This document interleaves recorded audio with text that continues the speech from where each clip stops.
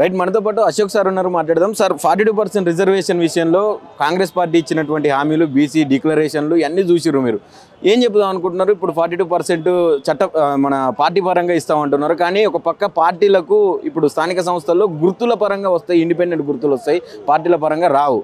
ఎట్లా ఉండబోతా ఉన్నది, అసలు ఏం చెప్తారు అనుకుంటున్నారు? కాంగ్రెస్ అంటేనే దొంగల పార్టీలాగా తయారైంది. వాళ్లకు 42% డిక్లరేషన్ కామారెడ్డిలో ప్రకటించినప్పుడు సాధ్యం కాదని వాళ్ళకు తెలిసి ప్రజల్ని మభ్యపెట్టాలన్నటువంటి ఉద్దేశంతో చేస్తున్నారు. నిజంగా మీకు చిత్తశుద్ధి ఉంటే అసెంబ్లీలో ఉన్నటువంటి మీ యొక్క ఎమ్మెల్యేలకు పరివారాన్ని 70 మంది ఎమ్మెల్యేలని, మీకున్నటువంటి ఎంపీలని ఢిల్లీలో పోయి కూర్చోండి, గల్లీలలో ధర్నాలు చేయండి, మండల కేంద్రాలలో క్యాంపులు పెట్టండి. ఎందుకు సాధ్యం కాదు? మీకు ఇచ్చే ఉద్దేశం లేదు కాబట్టి జీవోల పేరుతో, అసెంబ్లీ పేరుతో నాటకాలు ఆడారు. మీకు దమ్ము ధైర్యం ఉంటే కేంద్రంలో ఉన్న బీజేపీ మెడలు వంచి తీసుకురండి. మీకు అంత ఇవ్వాలని నిజంగా చిత్తశుద్ధిగా అనుకుంటే ఇంప్లిమెంట్ చేసే ప్రయత్నం చేయండి. రేపు పార్లమెంట్ శీతాకాల సమావేశాలు ఉన్నాయి. శీతాకాల సమావేశాల్లో ప్రైవేటు బిల్లు పెట్టండి. 99లో తెలంగాణ కోసం ఆల నరేంద్ర గారు ప్రైవేటు బిల్లు పెట్టారు. అలా బీజేపీ తిరస్కరించిన కారణంగా చివరికి 2014 అదే బీజేపీ మద్దతు నిలబడాల్సిన పరిస్థితి ఏర్పడింది. కాబట్టి బీజేపీకి వేరే ఆప్షన్ లేకుండా బీజేపీ మోసం చేస్తుంది అన్నటువంటి విధంగా మీరు చెయ్యాలంటే పార్లమెంటు వేదిక చేసుకుని నిరసన వ్యక్తం చేసే ప్రయత్నం చేయండి. మీ రాహుల్ గాంధీ గారు తెలంగాణ రాష్ట్రంలో ఉన్నటువంటి బీసీ బిల్లు కోసం ఏ రోజన్నా ఒక ప్రశ్న వేసిండా? ఏ రోజన్నా నిలదీసిండా? మన తెలంగాణ ఎంపీలు, కాంగ్రెస్ ఎంపీలు ఏ రోజన్నా ఒక క్వశ్చన్ చేసిరా? చేయలేదు కదా. కాబట్టి ఇది నాటకాల గవర్నమెంట్. రేవంత్ రెడ్డి అంటేనే ఒక దొంగల ముఠాకి నాయకుడిగా మన సందర్భంగా మనకు కనబడతా ఉంది. నిరుద్యోగుల నిండా ముంచిండు. ఇయ్యని ఉద్యోగాలు ఇచ్చినట్టుగా 60,000 ఉద్యోగాలు ఇచ్చినట్టు చిత్రీకరించిండు.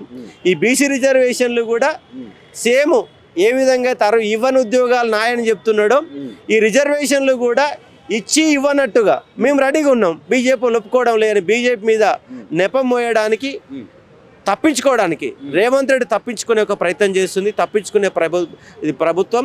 డిసెంబర్ 4 తర్వాత ఎన్నికలు పోతామంటున్నారు. పార్టీ పరంగా ఏ విధంగా ఇస్తాను?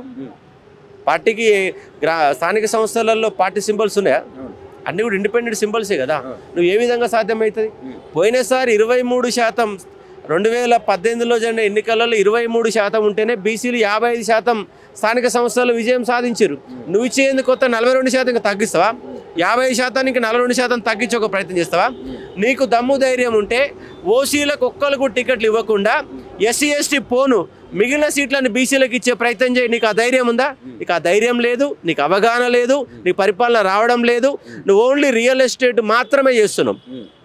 రాష్ట్రంలో రేవంత్ రెడ్డి చేసే పరిపాలన కాదు, రియల్ ఎస్టేట్ వ్యాపారం చేస్తుండు.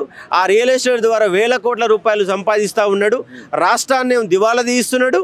అటు ఆయన సంపాదన మాత్రం మెచ్చుకునే సందర్భం కనబడతా ఉంది.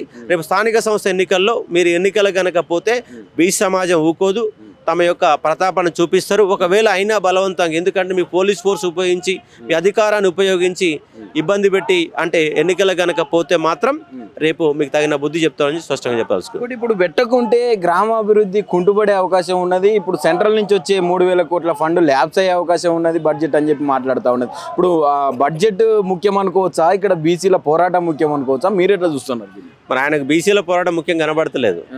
2.5 లక్షల కోట్ల బడ్జెట్లో 3,000 కోట్లు ఎంత? నిజంగా నువ్వు బీసీ సమాజాన్ని సంవత్సరానికి 20,000 కోట్ల రూపాయలు ఇస్తామని చెప్పారు. 8,000 కోట్లు ఇచ్చిరు. ఈ 3,000తోనే ప్రపంచం మునిగిపోతుంది. తెలంగాణ మొత్తం మునిగిపోతా ఉందా? నీకు ఇవ్వడం చేతగాక ఆడలేక మధ్యల ధరువు అన్నట్టుగా 3,000 కోట్ల రూపాయలు అని చెప్పి ఒక ప్రయత్నం చేస్తుంది. దగా చేసే గవర్నమెంట్, మోసం చేసే గవర్నమెంట్. కాబట్టి ఈ ప్రభుత్వానికి తగిన బుద్ధి, తగిన రీతిలో బీసీ సమాజం ఖచ్చితంగా చెప్తుంది. బీజేపీ కూడా బీసీలకు పెద్దపీట వేస్తున్నాం అని చెప్తా ఉన్నది పదే. ఇక్కడ ఉన్నటువంటి బీజేపీ నాయకులు, స్థానికంగా ఉన్నటువంటి నాయకులు ఇటు 42% రిజర్వేషన్లకు వచ్చేసరికి ముస్లింలు ఉన్నారు, ముస్లిం రిజర్వేషన్లు కలుస్తున్నాయి అందులో అని చెప్పి మాట్లాడుతూ ఉన్నది. ఎట్లా చూడొచ్చు సార్ దీన్ని? వాళ్ళ ప్రధాన పార్టీలు ఏ పార్టీలో కూడా బీసీ రిజర్వేషన్ ఇవ్వాలన్న ఉద్దేశం లేదు. బీసీ సమాజాన్ని తొక్కే ప్రయత్నం చేస్తూ ఉంది. ఈడబ్ల్యూఎస్ని మరి ఈ విధంగా అమలు చేసింది బీజేపీ గవర్నమెంట్. అక్కడ బీజేపీ వాళ్ళు కూడా మోసం చేస్తూ ఉన్నారు. వాళ్ళు ఏంటంటే వీళ్ళు ఇచ్చే 42% మేమే మద్దతు తెలిపి వాళ్ళ క్రెడిట్ కోసం, క్రెడిట్ మొత్తం కాంగ్రెస్కి ఎందుకు ఇవ్వాలా? ఒకవేళ ఇవ్వాలనుకుంటే మేమే ఇస్తాము, ఈ టైంలో ఇవ్వము మేము. అవసరమైతే రేపు కనుక పార్లమెంట్ అసెంబ్లీ ఎన్నికలు 2029లో జమిలీ ఎన్నికలు కనుక వస్తే బీజేపీ కనుక ఓడిపోతుంది అనేటువంటి ఒక సిగ్నల్ కనుక అందుతే రేపు బీసీ బిల్లు వాళ్ళే పెట్టి మేమే ఇస్తామని చెప్పేసి బీసీ వాదాన్ని వాళ్ళే వాడుకునే ఒక ప్రయత్నం జరగవచ్చు. నడుస్తుంది అంటే ఈ కంపల్సరీ తెరపైకి వచ్చింది, బీసీ వాదం బలపడతా ఉంది. నెక్స్ట్ 2028-29 ఎన్నికల వరకు బీసీ వాదం దేశవ్యాప్తంగా అది రాజుకుంటుంది, తెలంగాణలో రాజుకుంది, మొత్తం రాజుకుంటుంది. బీసీ సమాజం కూడా ఐక్యత రావాల్సిన అవసరం ఉంది. బీసీ నాయకులందరూ కూడా ఒక ఐక్య కార్యాచరణ కమిటీకి ఏర్పడి ముందుకు పోవాల్సిన అవసరం ఉంది. ప్రభుత్వం మెడలు వంచాలా. రేపు బీసీ సమాజం కూడా కాంగ్రెస్ పార్టీని ఓట్లు గల్లంతు చేస్తేనే రేపు వాళ్ళకి అర్థం కావడానికి అవకాశం ఉంది. ఫైనల్గా సార్ ఇప్పుడు 42% మనం పార్టీల పరంగా ఇస్తామని చెప్పినటువంటి ప్రభుత్వం దాని పరంగానే దానికి సంబంధించినటువంటి జీవో కూడా ఈరోజు తెచ్చే ప్రయత్నం చేస్తూ ఉన్నది. ఏం చెప్పాలనుకుంటున్నారు ఫైనల్గా ప్రభుత్వానికి కావచ్చు, ముఖ్యమంత్రికి కావచ్చు? నేనేమంటున్నానంటే మీరు చెప్తున్నట్టు 3,000 కోట్ల మురిగిపోవడానికి ఇంకా 4 నెలల టైం ఉంది. మార్చి 31 వరకు టైం ఉంది. కాబట్టి ఈలోపుగా ఎమ్మటే ఎలక్షన్లో పోకుండా రేపు పార్లమెంటు శీతాకాల సమావేశాలు ఉన్నాయి. పార్లమెంటులో మన తెలంగాణ కాంగ్రెస్ ఎంపీల చేత ప్రైవేటు బిల్లు పెట్టియండి.